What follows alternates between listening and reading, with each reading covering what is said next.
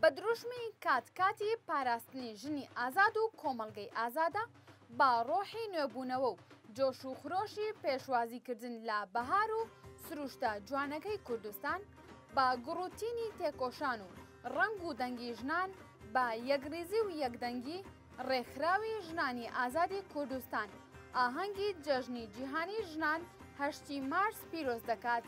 ئاهەنگەکە بە بەشداری هونەرمەندان شەهێن تاڵەبانی، میان عەبدوڵڵا، ڕووبا ڕەشید، شنیار نەجیب بەڕێوە دەچێت.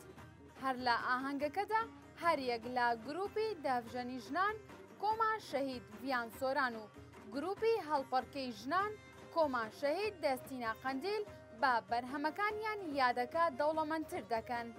هەر لە ئاهەنگەکەدا پێشانگایەکی تایبەت بە جلوبەرگی کوردی و کاری دەستی ژنان دەکرێتەوە. بەروار ڕۆژی هەینی 5 مارس کاتژمێریەکی پاشنیوەڕۆ لە بەردە قارەمان هاتنتان پشتگیریکردنە لە بەرخۆدانی ژنان.